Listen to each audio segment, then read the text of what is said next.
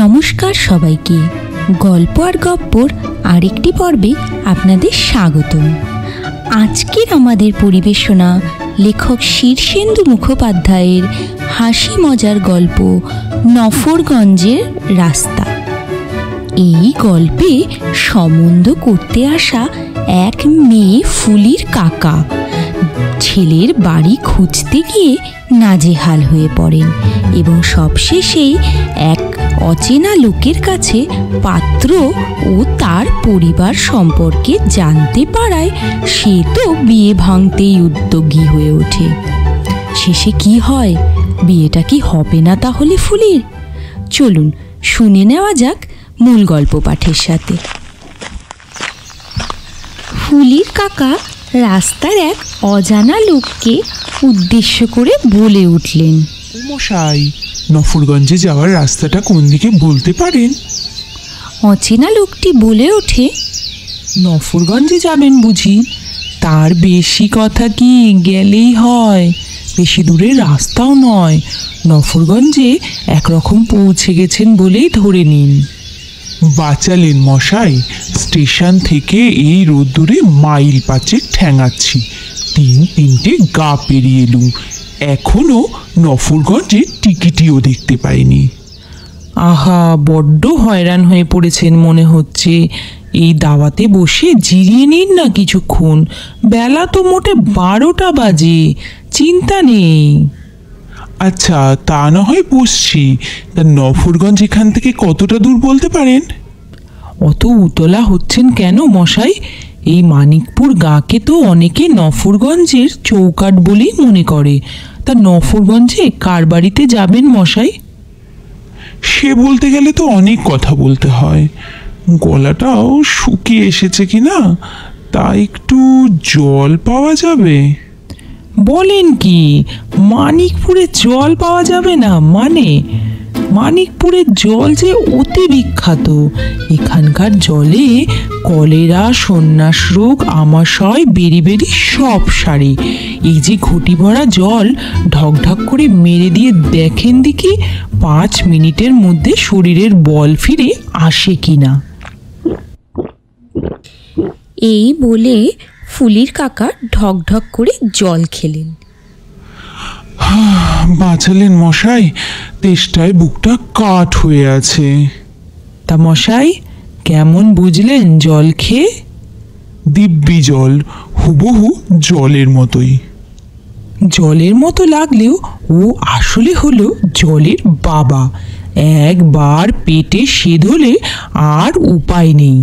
লোহা খেলে লোহাও হজম হয়ে যাবে, রোগ বালাই পালাই করে পালাবে, হাতির বল এসে যাবে শরীরে। তাই হবে বোধ হয়। জল খেয়ে আমার বেশ ভালো লাগছে এখন। এবার তাহলে রাস্তাটা দেখিয়ে দিলেই রওনা হতে পারি। তিনি উঠতে যাচ্ছিলেন আর তখন সেই লোকটি তাকে বলে উঠল, আহা, সে হবে খুন। নফরগঞ্জ তো আর পালিয়ে যাচ্ছে না। তা কার বাড়ি যাবেন? কুঞ্জবিহারী দাসমশাইয়ের নাম শোনা আছে কি? কুঞ্জবিহারী? তা কুঞ্জবিহারী আপনার কেউ হয়? শালা, ভগ্নিপদ, ভাইরা ভাই কেউ? না মশাই, না, কুঞ্জবিহারীকে আমিও কুসমিন কালে চিনি না, তবে প্রয়োজনে যেতে হচ্ছে তার বাড়ি। তা ভালো, তবে কিনা ভেবে চিনতে যাওয়া আরো ভালো। কেন মশাই, ভেবে চিনতে যাওয়ার কি আছে? মানুষের বাড়িতে কি মানুষ যায় না? তার উপর মাথায় একটা দায়িত্ব নিয়ে যেতে হচ্ছে। সেটা বুঝতে পারছি, প্রাণের দায় না হলে কি কেউ আর সাত করে নফরগঞ্জে কুঞ্জবিহারীর ডেরায় গিয়ে সেদোবার সাহস করে? আপনি কি বলতে চাইছেন যে কুঞ্জবিহারী খুব একটা সুবিধের লোক নন? সে কথা আবার কখন বললুম? না মশাই, আমি বড্ড পেট পাতলা মানুষ, মনের ভাব চেপে রাখতে পারিনি। কি বলতে কি বলে ফেলেছি, ও সবার ধরবেন না। আচ্ছা, বলে যখন ফেলেছেন তখন ঝেড়ে কেসে ফেললেই তো হয় মশাই, অস্বস্তিটা কমে যাবে। আসলে কি জানেন, কুঞ্জবিহারী বোধহয় খুব ভালোই লোক, তবে নিন্দুকেরা নানা কথা রটায় আর কি। না না মশাই, আপনি চেপে যাচ্ছেন। আপনাকে বলতে বাধা নেই যে আমার ভাইজির সঙ্গে কুঞ্জবিহারীর ছেলে বিপ্লব বিহারীর বিয়ের সম্বন্ধ পাকা করতেই আমার এখানে আসা। বিপ্লব বিহারীর নাম শুনে যেন লোকটি আঁতকে ওঠে। বিপ্লব বিহারী? ওরে বাবা!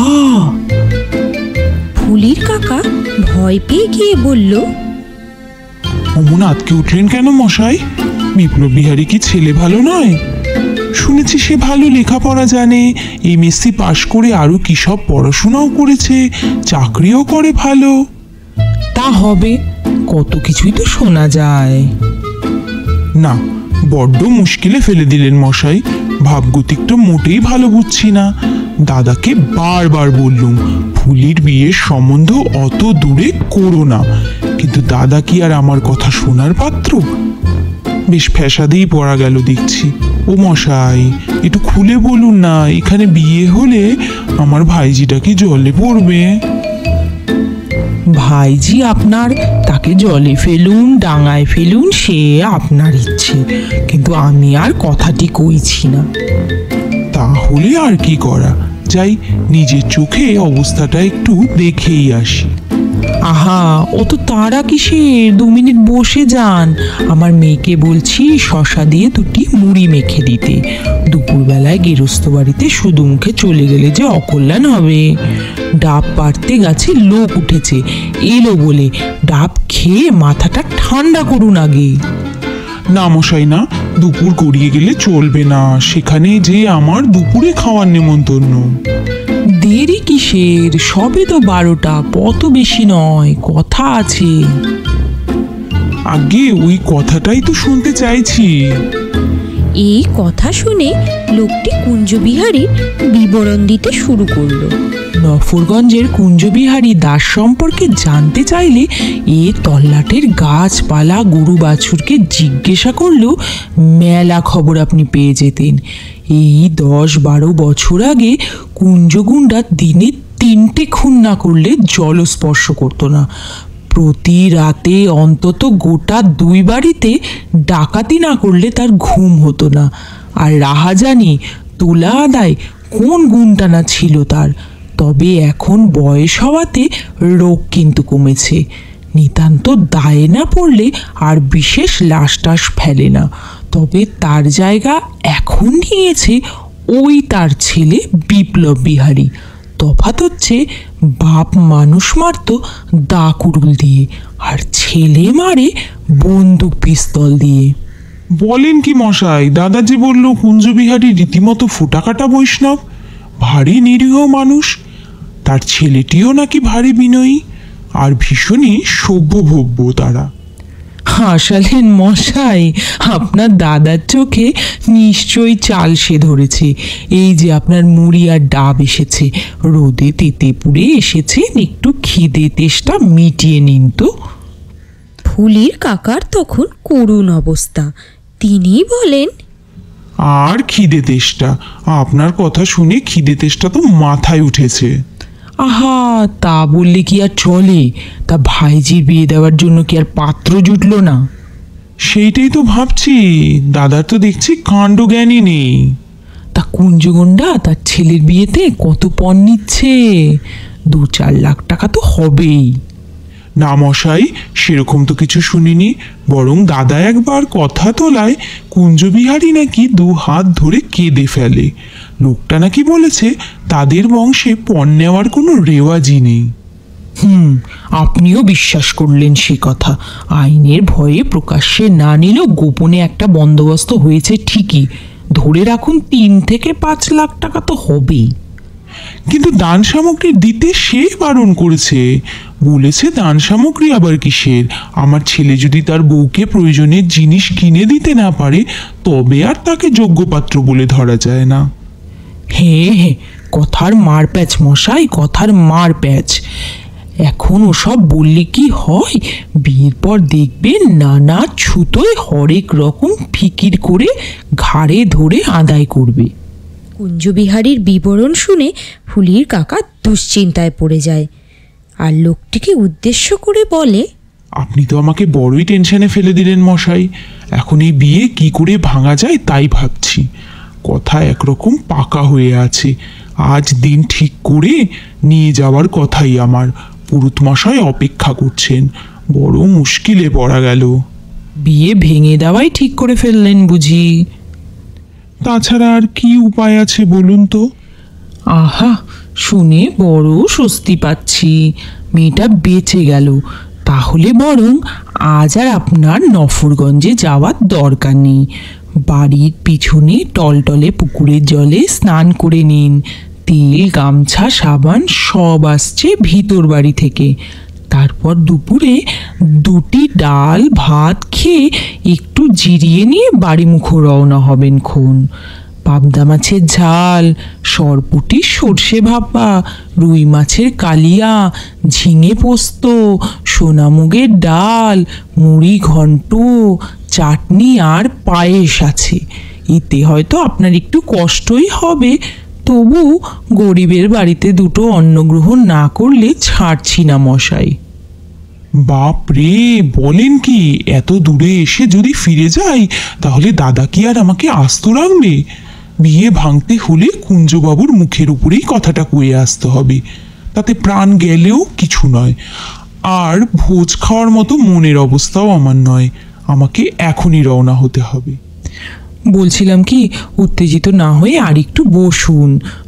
বিয়েটা একেবারে ভেঙে দেওয়ার আগে একটু অগ্রপশ্চাৎ ভাবাও তো দরকার। হুট করে বিয়ে ভেঙে দেওয়াটাও ঠিক হবে না। বলেন কি মশাই, এরপরেও কি কেউ এই বিয়ে দেয়? সেটা অবশ্য ঠিক, তবে কিনা কুঞ্জবিহারী বা বিপ্লব বিহারীর বদনাম থাকলেও তাদের সংসারে কিন্তু অশান্তি নেই। কুঞ্জগুন্ডার বউ কুসুম তো ভারী লক্ষ্মীমন্ত মহিলা। পুজো পাঠ, ব্রাহ্মণ সেবা, দান ধ্যান, অন্যের বিপদে ঝাঁপিয়ে পড়ার মতো মেলা গুণ তার রয়েছে।